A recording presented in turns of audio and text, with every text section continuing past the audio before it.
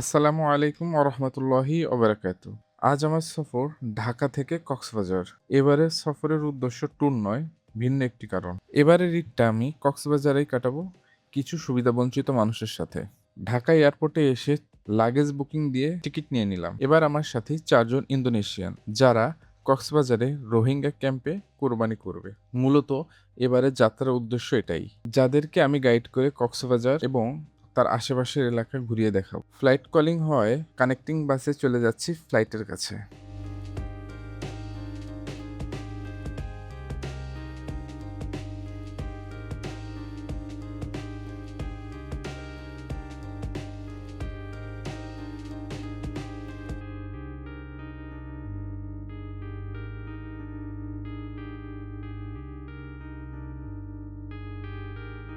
Please aircraft hold the red tapping, please allow passengers to use the red কিছু warning বিশেষ signal. নির্দেশনা Keep দিচ্ছেন safe, air stop to hostess. start. Yes, please stop in front of you.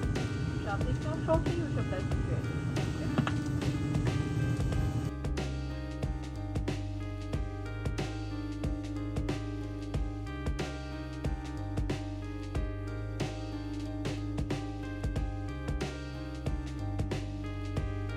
সকলপদের পক্ষ থেকে সবাইকে জানাচ্ছি নবফ্যাশন দ্বিতীয় ৯-২-১ স্বাগতম ঢাকা থেকে কক্সবাজারের উদ্দেশ্যে। আমরা এই মুহূর্তে টেক অফ করার আগ মুহূর্ত।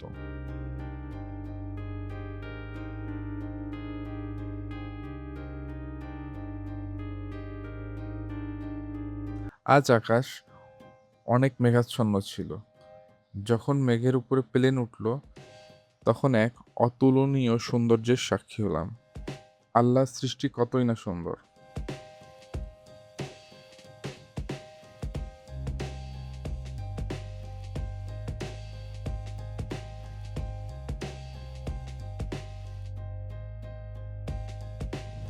ইতিমধ্যে স্ন্যাক্স বিতরণ করা হলো, সেই চিরচেনা পরিচিত খাবার।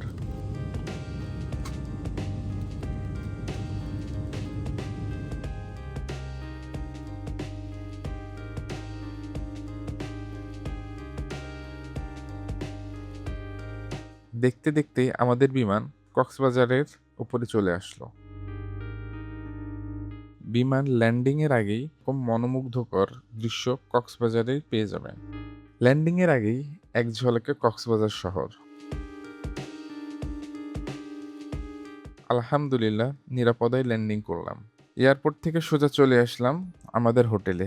কল্লোল হোটেলে আমাদের ৬ দিনের রিজার্ভেশন ছিল।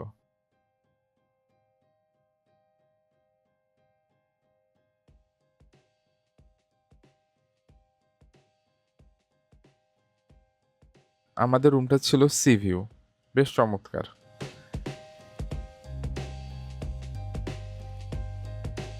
খোলা বারান্দা থেকে সমুদ্র দেখা যাচ্ছিল। রুমে ব্যাগ রেখে বেরিয়ে পড়লাম আরআরসির অফিসে। ইনি প্রফেসর সাফওয়ান আল বার্না।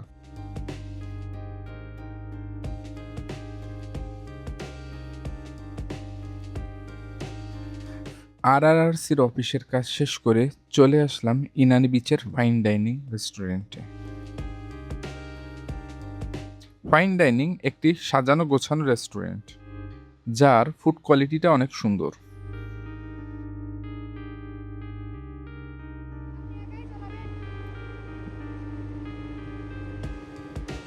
দুপুরের খাবার কমপ্লিট করে চলে আসলাম ইনানি বিচে উত্তাল সমুদ্র দেখার জন্য।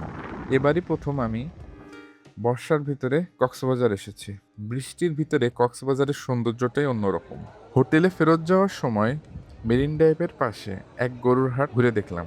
এখানে বিভিন্ন ধরনের ছোট বড় মহিষ, অনেক ধরনের গরু উঠেছে এবং ক্রেতার সমাগমও অনেক বেশি ছিল।